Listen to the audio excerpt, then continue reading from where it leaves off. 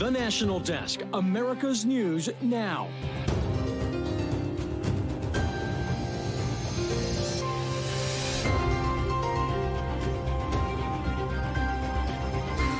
Cleared to leave. Roads finally back open at Burning Man, but can the masses get out if they wanted to? People are trying to get out, but the roads are still pretty muddy and there's still standing water. And so there's new roads that are forming around. And that's just people working together to get each other out of jams. A strike looms as the United Auto Workers take to the streets, and President Biden shows his support. Wall Street didn't build America. The middle class built America, and unions built the middle class. And checking your chicken, why hundreds of thousands of pounds of a frozen favorite are being recalled, what to look for on the label if you have any in your freezer. This is the National Desk, America's News Now. I'm Amira David. We begin tonight with the latest on the chaos at Burning Man. We're just learning an exodus has officially begun. Officials now allowing the traffic to flow after tens of thousands of partygoers were stranded at the week-long counterculture festival in northern Nevada when severe flooding left drivers there stuck. Festival goers saw 2 to 3 months worth of rain falling on the remote event site in just 24 hours from Friday to Saturday morning. And that's when conditions, they quickly turned into a mud bath. RVs and campers were spinning their wheels to get out, but couldn't, prompting organizers to close the entrance and tell attendees to conserve water, food, and fuel until the mud was dry enough to attempt leaving. Despite the festival's sour end, one attendee looking at the bright side. Honestly, it's brought us closer together as a community, lots of teamwork, lots of getting to know people on a deeper level because there's not much else to do. Officials estimate about 64,000 people remain at the site, and they are urging them to stay there until tomorrow morning to ease the traffic out of the festival.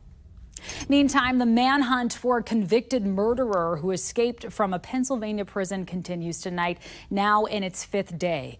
Danilo Cavalcante had just been sentenced to life in prison without parole for the fatal stabbing of his former girlfriend in front of her 2 children. He's also wanted for a separate murder in Brazil. But take a look at this. Cavalcante was spotted over the weekend on a residential security camera overnight, just a mile from the prison he escaped from in Chester County. There is a $10,000 reward for his capture. Authorities have asked residents in the area there to stay inside with locked doors until the inmate has been found. Now to Alabama, where 2 people are dead, 3 others hurt after a shooting early this morning at a nightclub in Birmingham.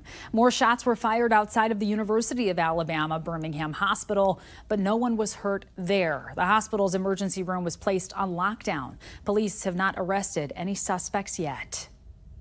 President Biden was in Philadelphia this morning. He attended the annual Tri-State Labor Day parade in the city and later spoke to the crowd. Biden said he is the most pro-union president in U.S. history and that America needs to continue to create good-paying jobs. Folks, in this Labor Day, let me tell you what we're celebrating. We're celebrating jobs, good-paying jobs, jobs you can raise a family on, union jobs.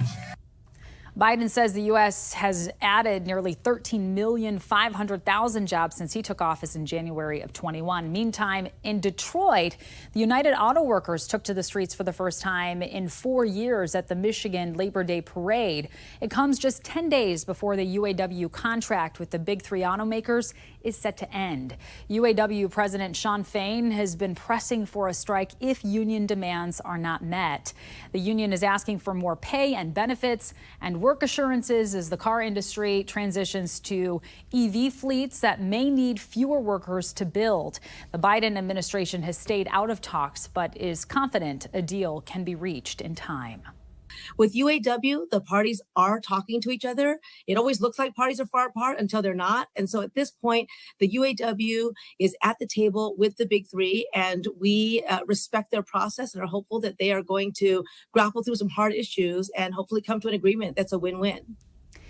Now, in the first week of September, the spotlight is on the U.S. government, set to run out of money on September 30th. That is, unless Congress passes a budget or continuing resolution to move the deadline a bit later. As of now, there are indications the fight is going to be a messy one, with a government shutdown growing more likely. Here's national correspondent Christine Frizzell.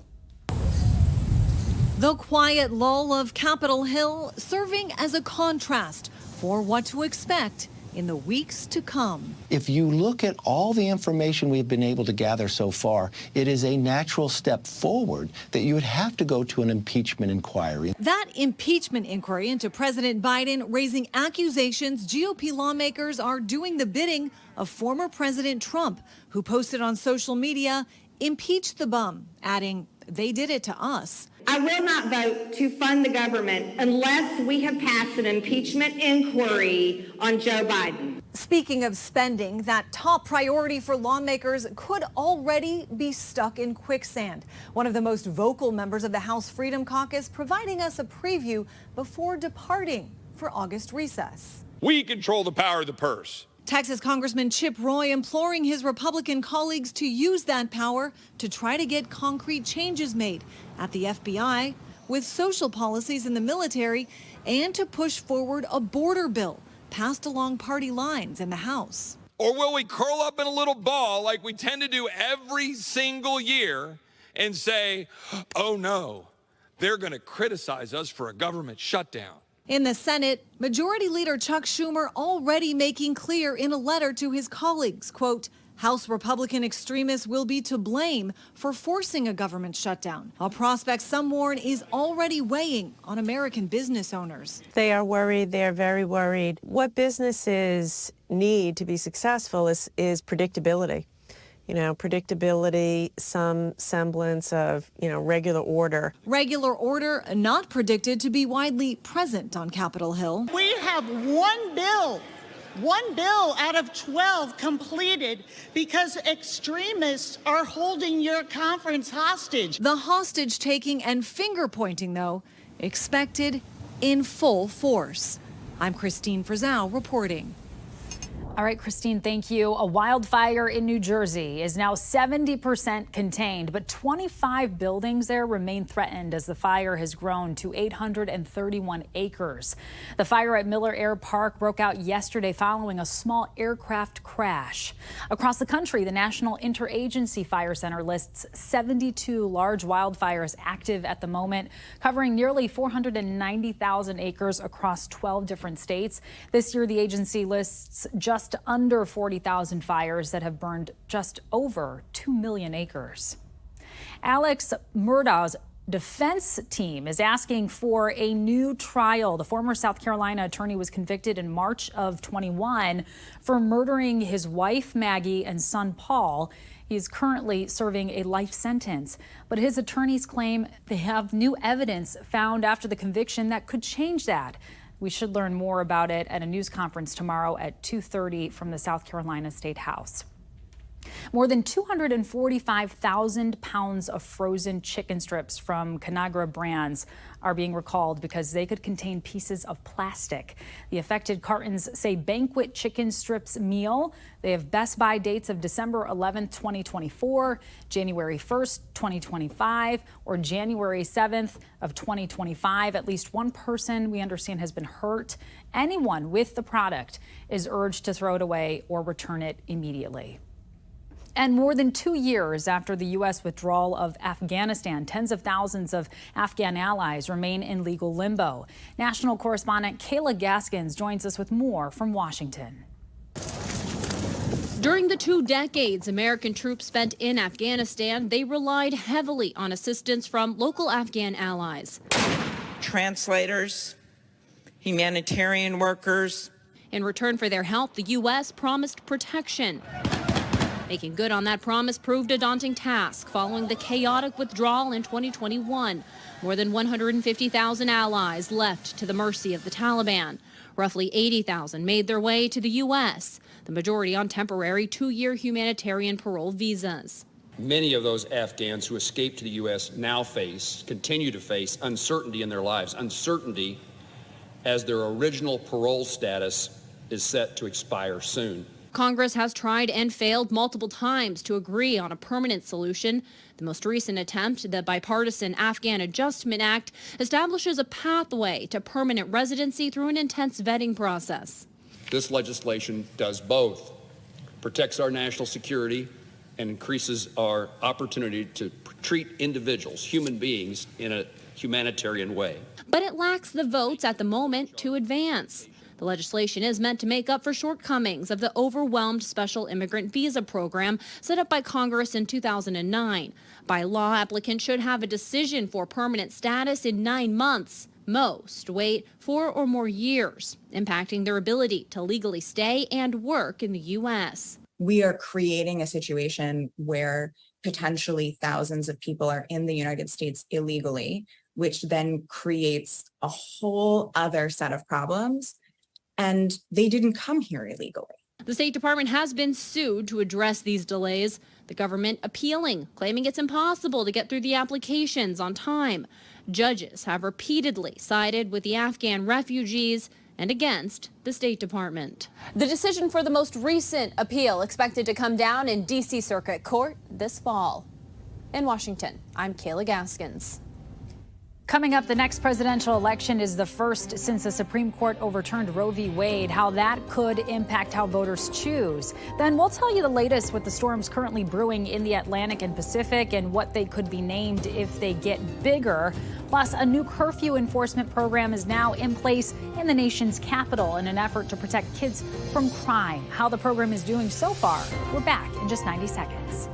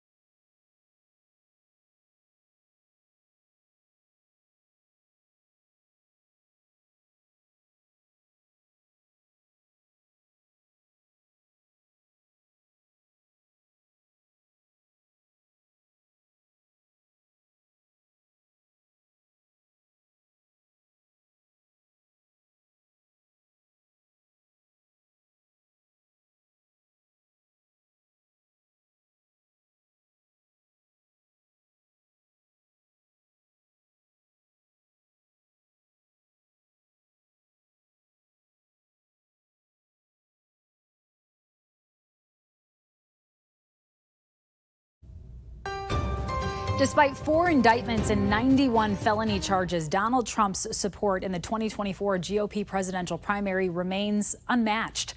A new Wall Street Journal poll showing his numbers on the rise, now at 59%, up 11 percentage points from April. Florida Governor Ron DeSantis, he came in second with 13% support. Meantime, Trump's criminal indictments appear to be helping him gain support. 60% of respondents see the charges as political. If Trump were to win the nomination, a hypothetical matchup between him and President Joe Biden, well, it's even, 46% for both of them, and then 8% respondents remaining undecided there. This presidential campaign will have a much different feel than 50 years of previous elections.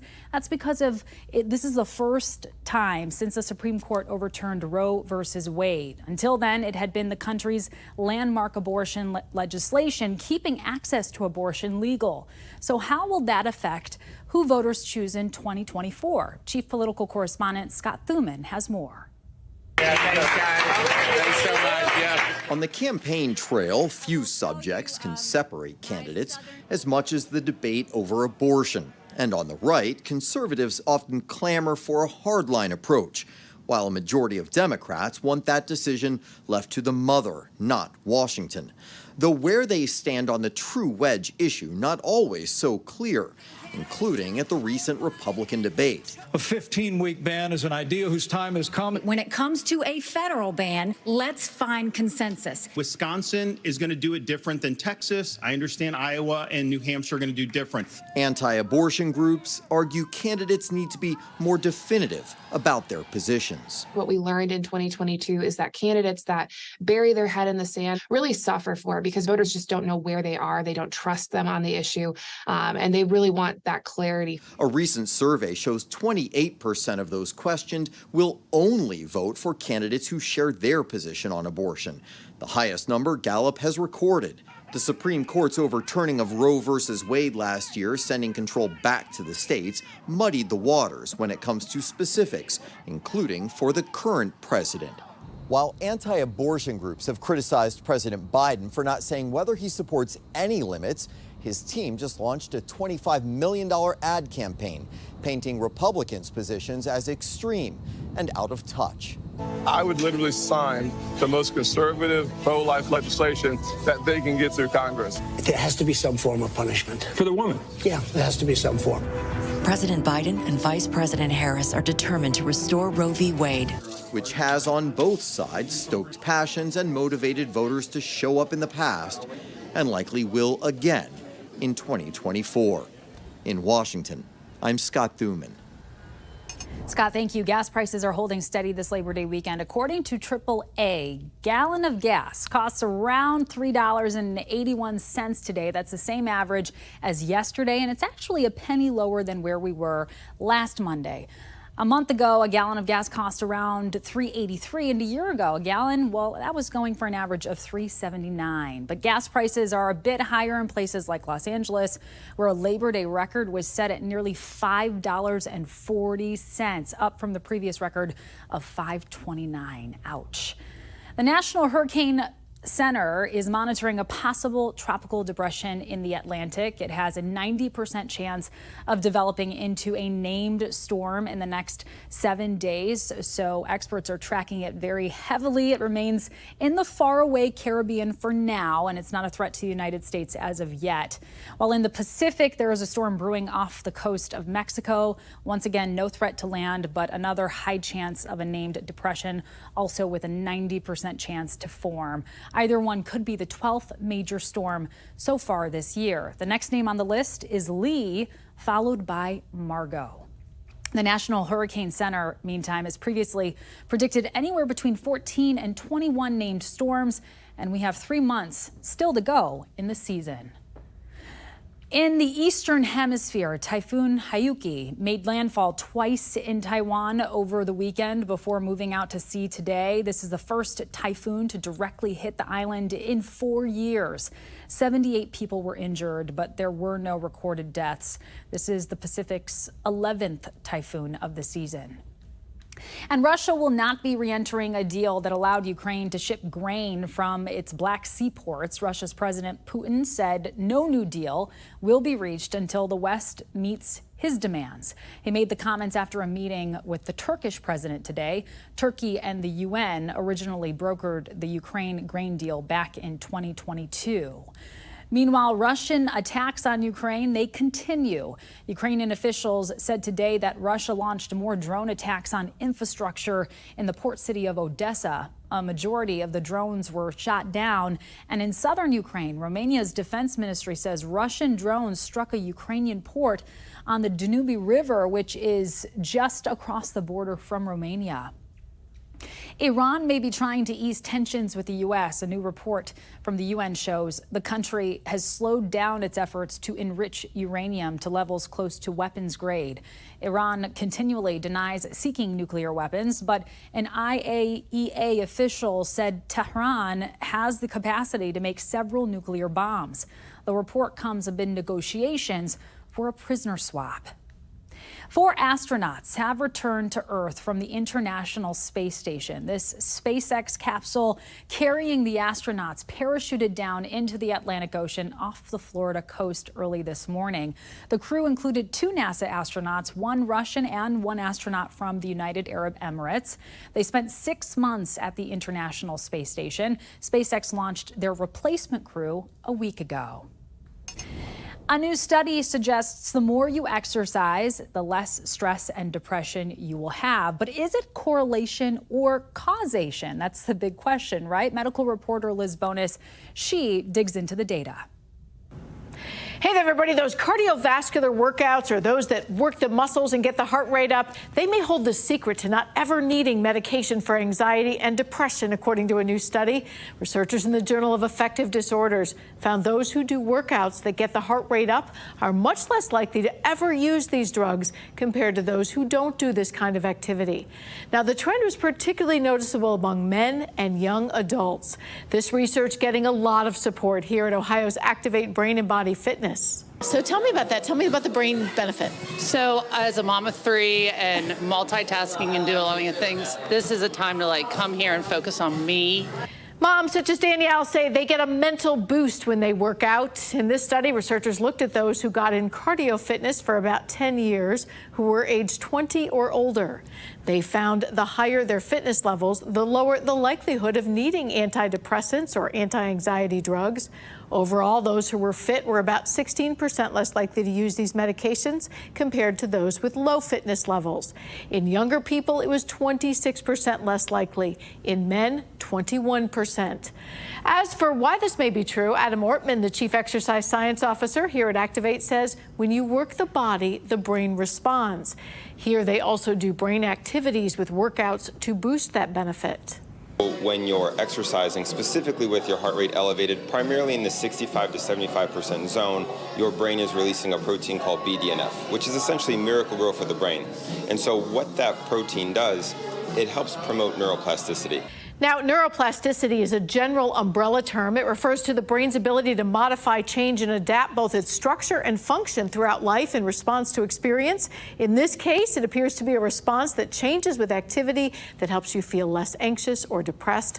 Now, it could also be that it gives you better coping mechanisms and you don't need the medication when you feel the way you do after you exercise. I'm medical reporter Liz Bonus. Back to you. All right, Liz, thank you. Steve Harwell, the former lead singer of Smash Mouth, has died at 56. The band's manager says Harwell passed away this morning at his home in Boise, Idaho. According to the statement, the cause of death was acute liver failure. Smash Mouth was known for hits like All Star and Then the Morning Comes. Harwell retired from the band in 2021, citing health issues. Coming up, the early results of a new curfew program to protect youth in D.C.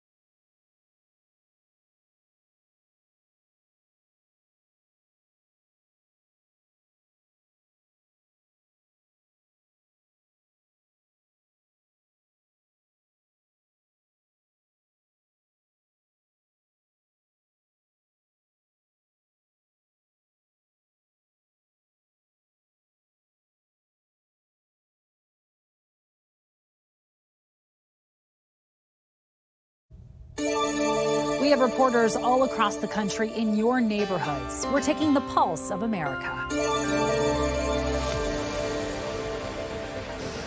For attendees, it's a chance to try all the greatest barbecue in Tulsa. For the contestants, it's bigger than us. It brings, people together. Barbecue's the food that binds us. The event unites Greenwood and honors its history.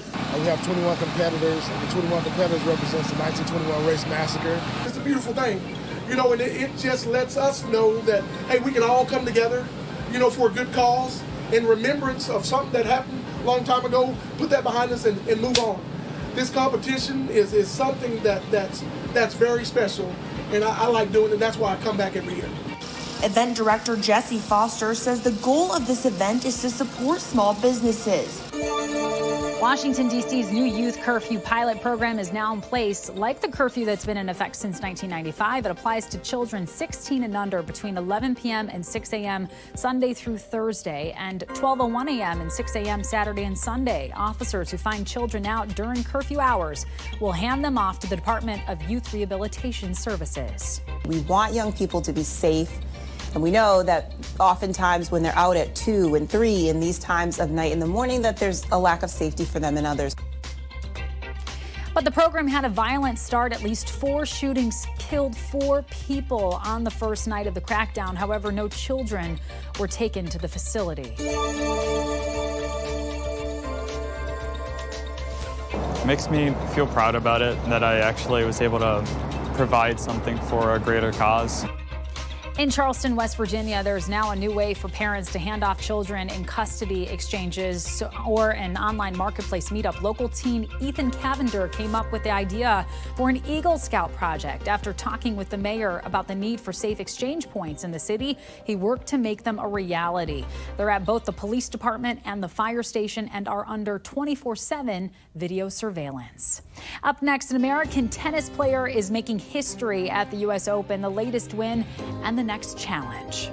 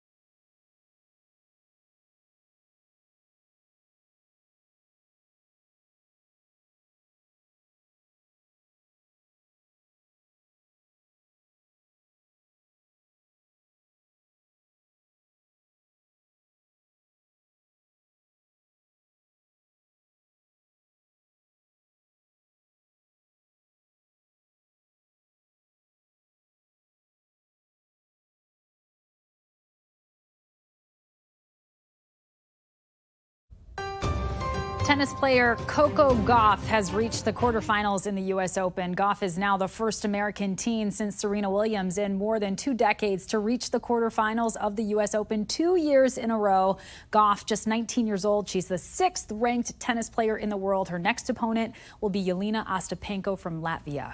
That does it for this edition of the National Desk. We invite you to join us again this evening for more coverage on America's top stories. Just check your local listings. I'm Amira David. Thanks for watching.